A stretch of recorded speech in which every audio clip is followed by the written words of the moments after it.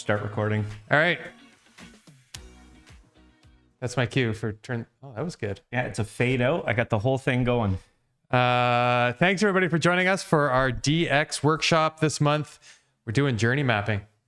We are. This is a great combination workshop to go with last month's workshop, which was all about personas. And so you can catch that one. It's in our YouTube library. If you need to go back and see any of these, we've started posting them. We probably have some back episodes, some back workshops to go and post there, but we're definitely going to make sure that it lives there going forward. So thank you all for tuning in. Thank you all for joining us. Do you want to pull up our deck here and we'll just kind of walk through how we're going to set this up, Stephen? I will. So just give me 1 second. I just want to... Oof. Nice. Okay, next slide. I'm getting there. So this is part... you got the wrong deck up. That's not the right one. This is fun. You're sure That's the one. That is the one. Hi, everyone. Yeah, but that's not the one you were presenting. There we go. There we go. I win. I'm Scott. I'm Steven. They're right. We're picking up pace. So please, it matters. It helps. Hit those engagement buttons, whether you're on LinkedIn or YouTube. Tell us what you're thinking. Throw in some comments. We are going to be keeping an eye on that in the chat as we go here. Hit the next slide. This is part of an ongoing workshop series that we do. We do one of these a month, and you can follow along to get the latest workshop that we're going to be doing. If you have any feedback, let us know. Next month we're doing flagship content. There we go. So how do you come up with a flagship content strategy? How does that help you? How do you roll that out? It's actually a really good, substantial one that we do. I think everybody's gonna find a lot of value there. Okay, all right. Enough preamble. Let's roll into today. Today we are going to be talking about how to build a journey map. So as always, we have a template that goes along with what we're talking about. So take a minute and grab it. flyw.co/DX-journey is the short code to get you there. flyw.co/DX-journey will get you our template. So grab that now. We're going to come back to that towards the end of the workshop, and we're going to pull that up on the screen. But we like to kind of tee it all up, add some context, and then refer back to how that template can help you. That's right. We good so far? We are good. Next slide. Next slide. What is a journey map? Stephen, what's a journey map? A journey map is referencing last month's workshop, which is based on personas, but it is more reference to a your digital ecosystem and the journey each one of those personas takes. Nice. You can continue to show up for work, Stephen. I appreciate that. The next slide. All right, we can't have a workshop without mentioning AI and ChatGPT. It's like Correct. You used to always reference Wikipedia, and this has probably had a huge knock on Wikipedia. So what ChatGPT says is pretty accurate. It is a visual representation. It doesn't have to be visual. We'll get to a better definition later, but just to make sure everybody's thinking about the same things before we go into our conversation, a journey map depicts the steps that somebody takes, the experience that they have, and the interactions that take place when somebody goes about engaging with a product, service, or an organization. So we're talking about digital experiences here, so we're going to take a digital perspective on this. But if you had no idea what a journey map was before we start talking about anything else, now you know. We'll come back to a more in-depth definition towards the end. So what? Why do you need to have a journey map? Do you want me to put you on the spot again or just keep talking? No. I mean, here's a simple answer. Whenever I'm dealing with a customer and I ask, how are you measuring anything?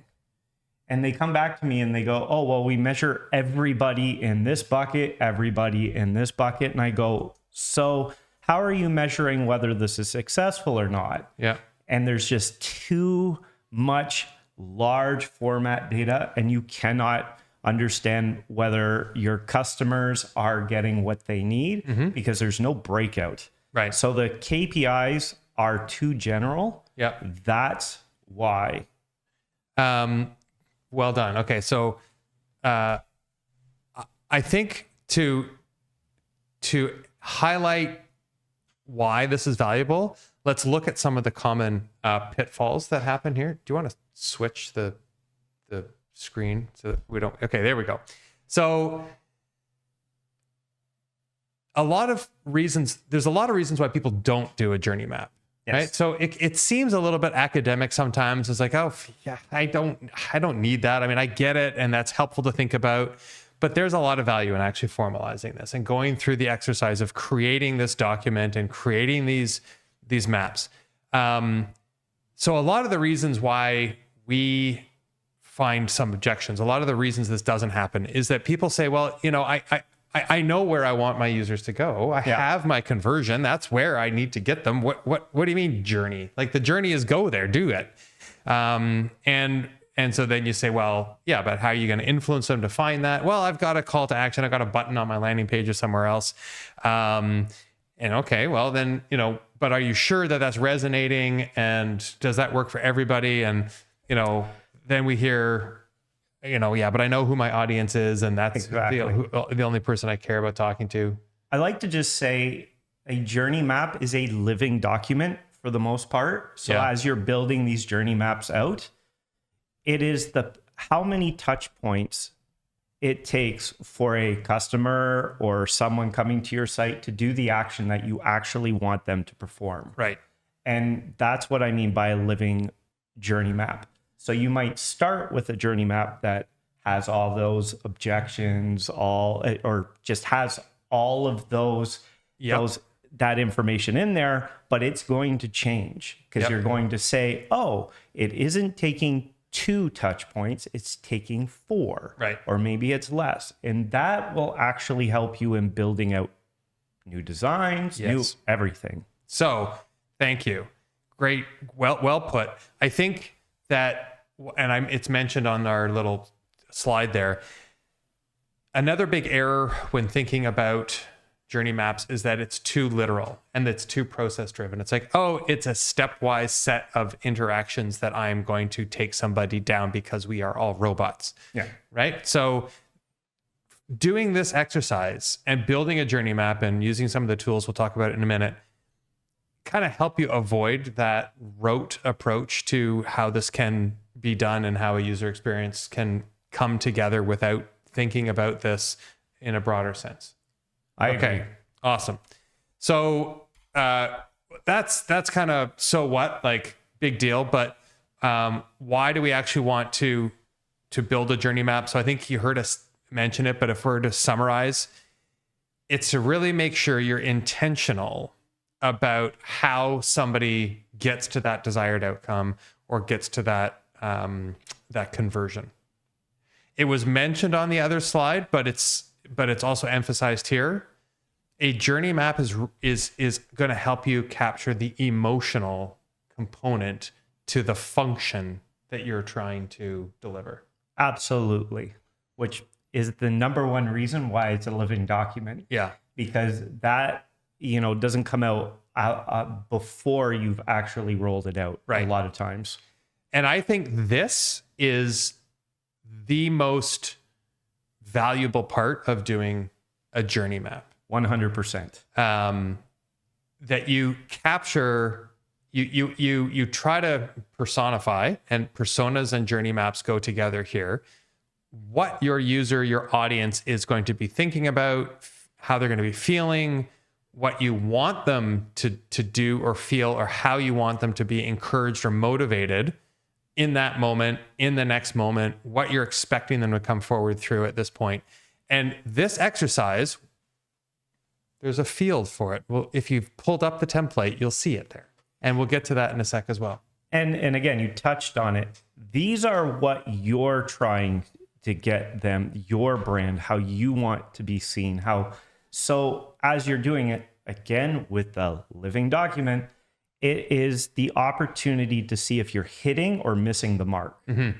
And again, I go back, that's why the exercise is really important. All right. Awesome. So what is a journey map? and how does this take shape and what does this look like? All right, so let's get into the substance of what this is all about. So we talked 10 minutes ago about sort of at a very high level what this definition is. And you've kind of heard us talk about the fact that it does outline the user's interaction. I'm going to swap the slide again. It's all about formalizing the path used to influence the arrival at a conversion or a desired outcome. And so I think I mentioned this is one of the big errors that we see happen is you just put up your landing page or your website thinking that it's all equal, that all of the content, all of the pages are going to each have the same contribution. I mean, maybe not, right? Okay, I get it. There's a privacy policy and there's a bunch of other things that aren't quite as substantial. But when you're thinking about a conversion and driving a desired behavior and an action, which is what all digital experiences are trying to do in some way, even if it's just watch my video, what's often neglected, and we mentioned this, is how do you get somebody to get to that point, to click play, to give you your information?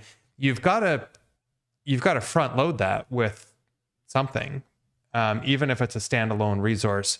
So the journey map will force you to think about that path and that intention between getting to that point. And I'll also note for journey map for larger organizations, what I really love, because I know we come across this all the time.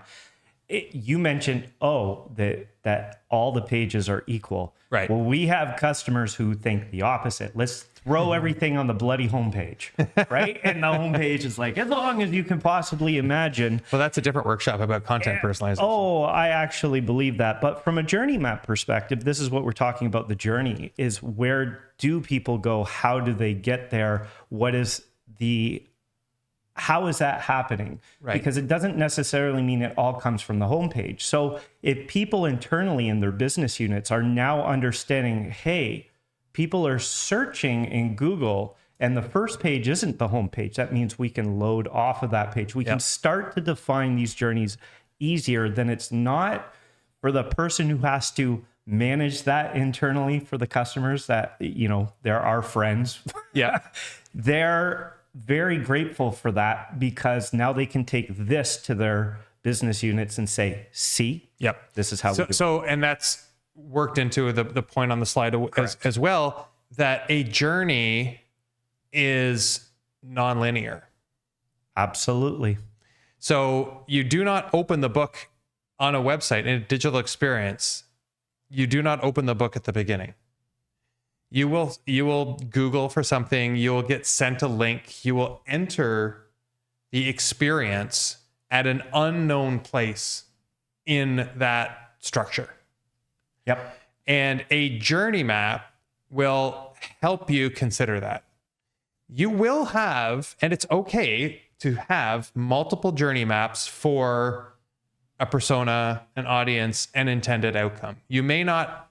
All paths do not necessarily lead to the same place. Yeah, that's or several paths may lead to the same place. It's not just a 1-to-1 ratio here.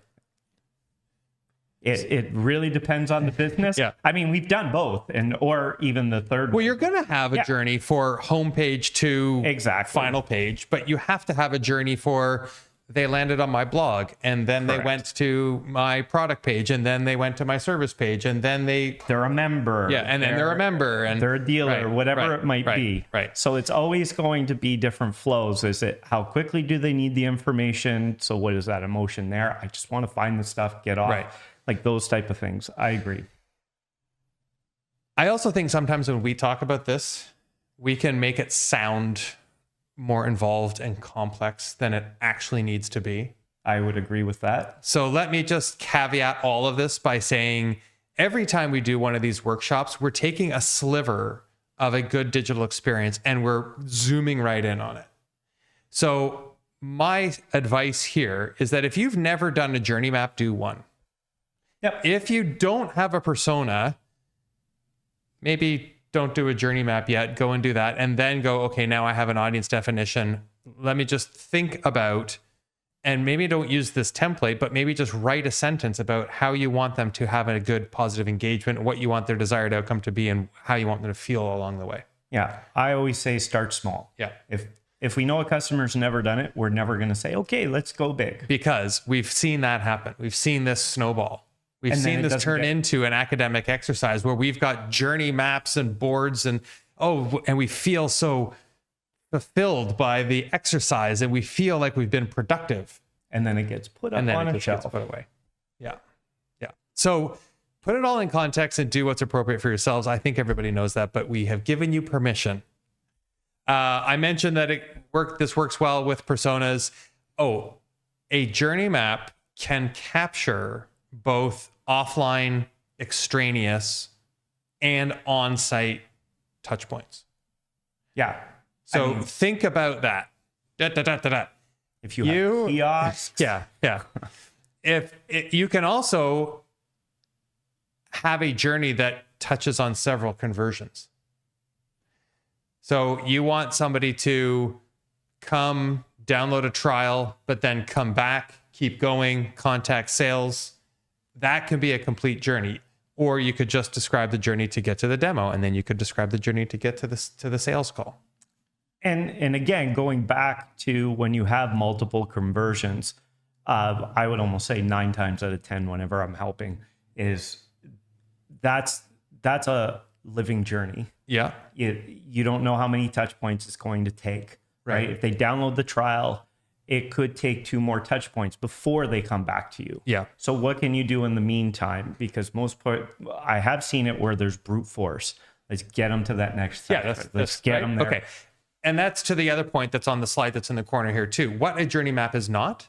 It's not a workflow. Yes. It's not a user story. It's not your sitemap.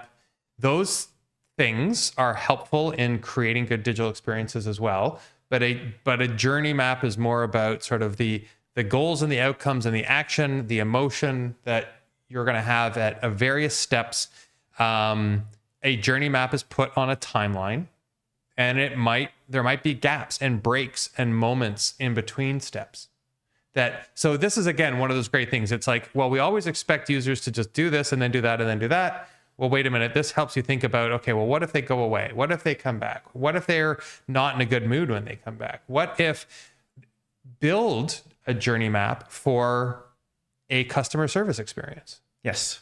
If you deliver digital customer service, build a journey for the frustrated user. Build a journey who just got off with your call center that is not happy. Think about their engagement and how you can turn that around as well. It's actually funny how little that's ever discussed. Yeah, we negative journey. That's right. We talked about anti-personas last time. And I don't know, I've never heard it called an anti-journey because I think it's still a valid journey. This is you want to turn it into a positive experience usually, or at least you want to have a positive outcome. Correct. Yeah. Next. Yeah. That was good. All right.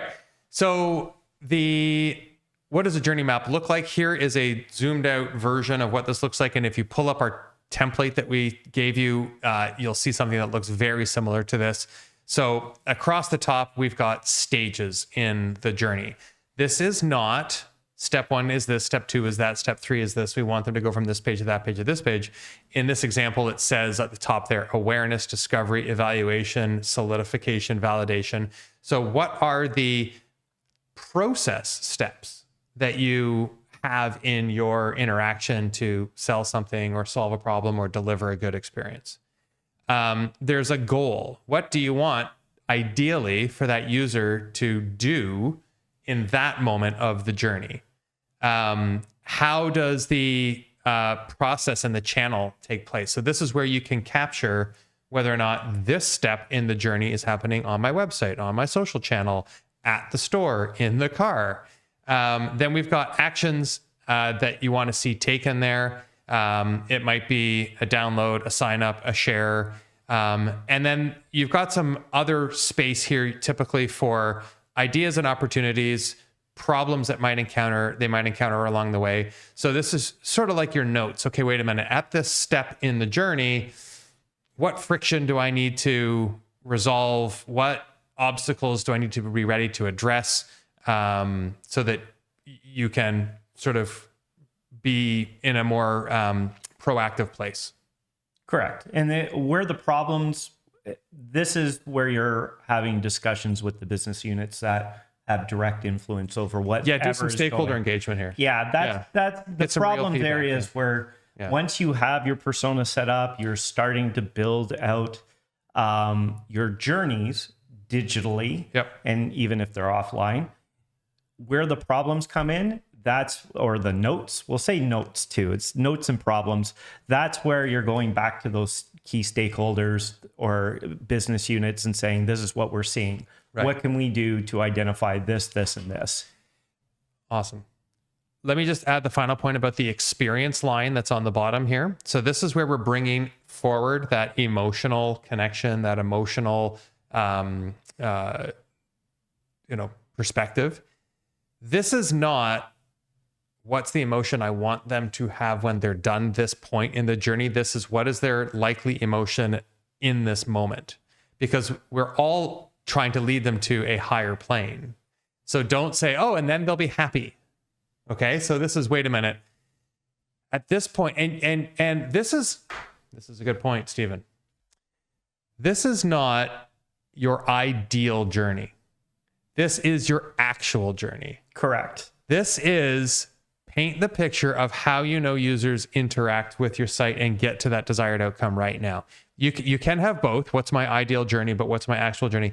This is based on some analysis of talking to users, looking at your analytics, and figuring out how does a user go through this experience right now, and then what would I rather see them do? Yeah. And again, in the past, I've done the ideal journey first, then it becomes the actual journey, because now, hey, I know I've got customers in this phase that I can reach out to and ask those questions and get that feedback.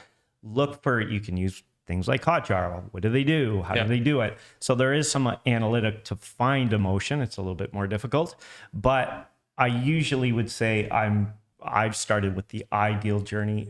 Yep. But again, living document. That's and an accurate reflection of what's actually happening. Yes. So I guess let me kind of walk that back a little bit, because you're right.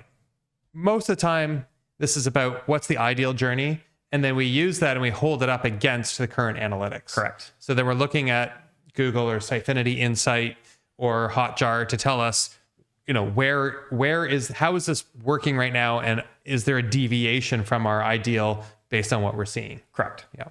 Okay, fine. We kind of contradicted my first point, but I think everybody understands what we're trying to say. Yep. Okay, so next slide, I think it's just kind of a zoom in on what we just talked about. Yeah, next slide. So you see that a little closer. Keep going. So we just talked about some things, and we should probably have put Hotjar on this list. Screaming frog, Hotjar. Yeah. Name the tool that. Well, specifically for mapping journeys. Yes. I would say that. So we use UXpressia. We've mentioned that before because it's the same tool that we use for building personas. You build a persona, it pulls through to the journey map. You can then describe that ideal journey, and then it helps you build that. That snapshot there was built using UXpressia. You can also use Miro. Miro is a digital whiteboarding solution. I'm drawing a blank on the other big digital whiteboarding solution. The one we use? Well, we use Miro. There's another one. Whiteboard. I don't know. Anyway, your whiteboarding app of choice. There's so many of them. And they'll have templates for helping you do this. Some of those are a little better because they're free flowing and they're not stuck into a certain structure. Sitefinity Insight, you know that we're a Sitefinity partner. We talk about this a lot as well. Sitefinity Insight won't help you build your ideal journey, but it absolutely gives you the data on what are my existing journeys and how are users coming to me and are they following that existing journey. I would say that's the most important piece there. Yeah. It's like, again, building the ideal journey is great. It's fun to go into those rooms. Yeah. But at the end of the day, you got to measure. Yeah. And this is what's going to give you the measurement you need. That's right. Yeah. Yeah. And so you can see on a user by user basis, how did they get there? What was the path that they followed? You can see on your conversions what was the content that led to that conversion, what were the touch points that have attribution towards that particular conversion. Correct. And so it's a very powerful platform. That's a different workshop. Okay. And Google Analytics, obviously, where my page is hitting. And we're starting to talk about Bard soon. I won't talk too much about it today, but coming up, you will start to see Bard look at your sites a little bit differently from both search and crawl. Okay. So it will be able to give you a lot more indication about how your sites are being perceived. Bard is Google's AI. Chat bot. It's similar to Chat GPT. I saw that kind of as a replacement for or an augmentation of search. How is that going to help me with journey mapping? So Bard will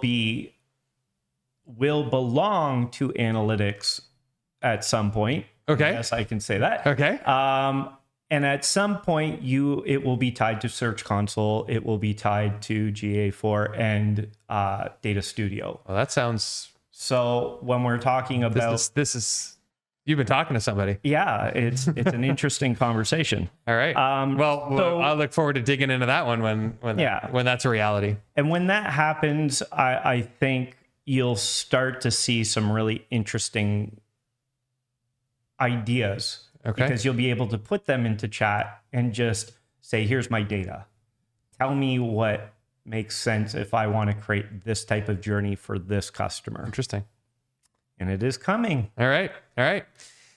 So there's some tools you can use. We mentioned Hotjar a minute ago. We did. It's like, do you want to explain what it is? So Hotjar basically allows you to see what people are doing on your site. It takes a snapshot so you can see where people are putting their mouse. So if the mouse is sitting on clicks, it tells you how many people are clicking that button. It's like a heat map of page interactions. It is. There's two areas I really like it because I'm not a big fan of people with their stupid scrolling hero images that go side to side.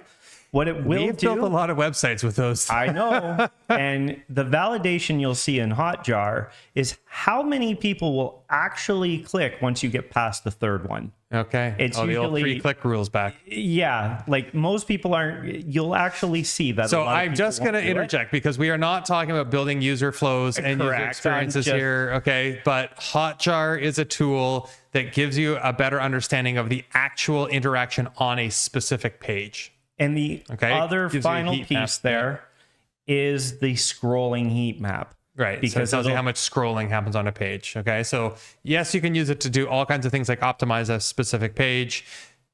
We're getting a little bit far away from journey mapping here. Well, that tells you your journey. If people are not willing to go below the fold and you have drop off of 50%, you need to know that your customer wants to go above.